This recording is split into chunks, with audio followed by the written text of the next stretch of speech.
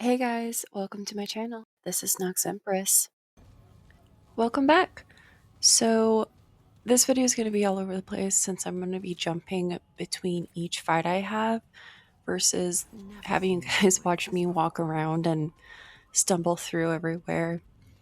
I will also be including audio conversations that I've had with the NPCs and reading out some of the books that I have found in the library during this episode.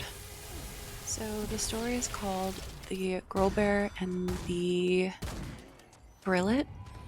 The story entails them on a plank swimming for days, and the Gore Bear holding on to a loaf of bread and slowly giving some of it to the Brillet, but barely enough for the Brillet to survive. And in the end, the Brillet ends up dying due to starvation, and when it falls off the plank, the Gore Bear was also stuck in the sea because of the distribution of weight failing. And at the end of it, it says the moral: none of us swim alone. All things are connected to all things, which I see as a warning. Quick little mention, I got my ass kicked by a deer, of which for some reason I decided to show, just so you know if I kill any in the future, that's why. So, quick summary about one of the NPCs that we talked to. We walk through the red doors that you guys saw earlier and that I cut from, and we talk to this elder looking person that can hear the Empress. And we have an option to fight them. I choose not to because I just didn't want to, I'll be so honest. But we are able to gather some information about the area, that the root has started to take hold of it and has dispersed her people among the land. And she wants us to kill her old god because it has been corrupted, which is Many Faces, or The Many Faces, as I believe it's called.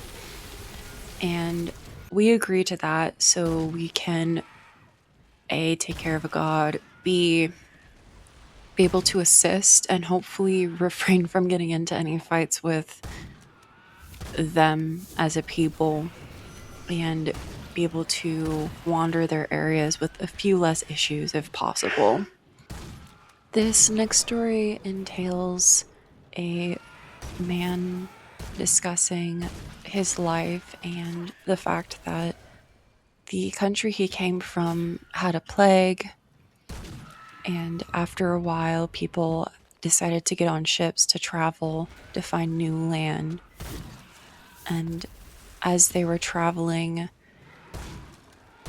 everyone believed that anyone who sailed from the dark seas would fall off the edge. And how, as time wore on, he fell further and further down the rankings to a servant, off to sleeping on the deck of the ship. And then he further discusses how he misses the land, how he wishes he could see it just one more time, and how the people who were deceased were lucky, and that maybe the ones on the ships were also dead in their own way, which chills him to the bone. Let's do this. He even slowly starts to descend into a little bit of madness, worrying that they will never reach their destination, and decided to write it because the thought first struck him around 300 moons ago, and refused to say anything about it, to the point where he decided it might have been better just to fling himself off the ship. And the last sentence in this is, and who knows, at tomorrow's daybreak I may spot land. A kind of hopeful sentiment.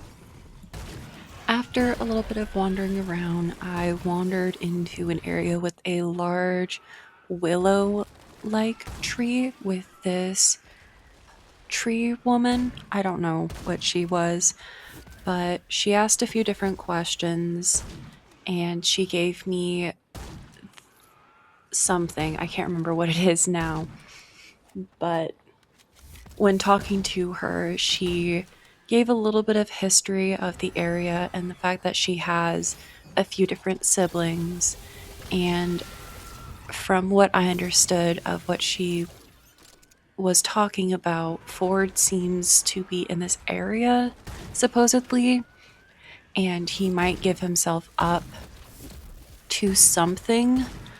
I'm assuming in hopes to stop the rot or root rot from spreading.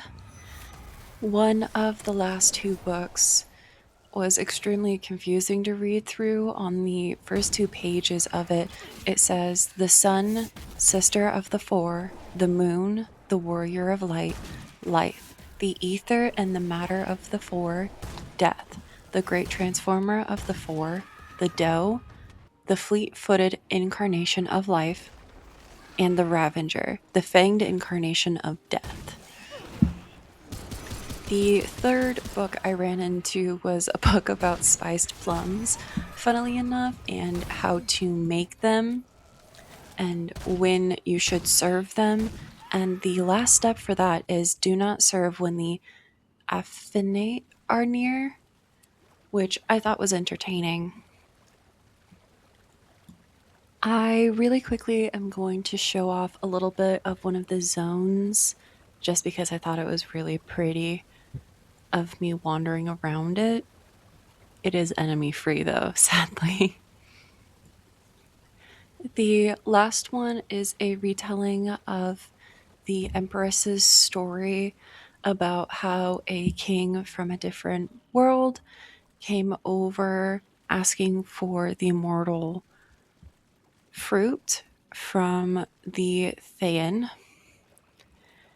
and how her entire group of people are slowly falling apart as this tree is dying because she gives him the fruit. That way he can save his daughter. And then it goes through some pages defining some stuff, which I'm just going to read through. The first one is the beginning. For sun and moon describe the skies, the firmest beyond. Their whims will tell if the tides are high or if the day has dawned. The next one, oh, and the fragile life must hang below, a puppet on a thread, and only choosing makes it so, to live in joy or dread. The next one is the calamity. They called it the Ravenger, a beast with fur as black as sackcloth, and teeth dyed as red as blood. It made no more than mutton of the bravest warrior. Fear fell like night. Death roamed Yasha, which is weird. The next one is the hope. The blessing of hope. May the doe's step cross your furthesome field. May life's wind sound your pipe and flute. May the warm sun light your voyage home, and the Ravenger's howls not bring you fear. And then when the doe and Ravenger their circuit run, when sun and stem weave life's gold thread, as life and sun support from below, all will be revealed to the bulwark of the doe. How distressed everyone is about this, and how she acted in the good of the people and is hopeful that it will be fixed, or at the bare minimum, that the Empress always deserves the people's love. We also run into another dude that follows the Empress that sings music, which met Ford and informs us that he's gone into a particular area we'll adventure into soon. And he discusses his love for her, or adoration as it more realistically is. and warns us about the many faces God once more, and that this zone that we're going into is going to be very difficult to traverse due to the root rot taking hold of it. I hope you guys didn't mind me doing some summaries of what the NPCs have been saying and of the books I read throughout this episode, because it helps kind of immerse people into this world that the creators have very obviously spent a long time putting together.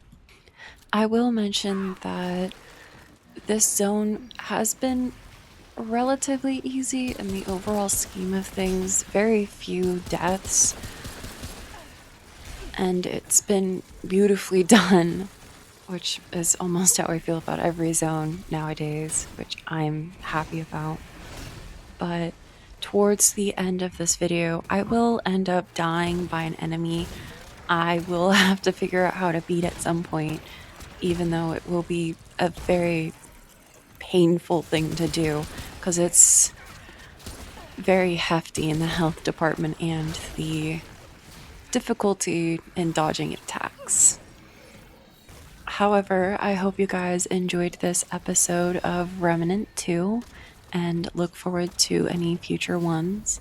I will also note they will take a little bit longer to record, since this is 2 hours cut down into roughly 15 minutes at most, for simplicity's sake. Thank you. Bye.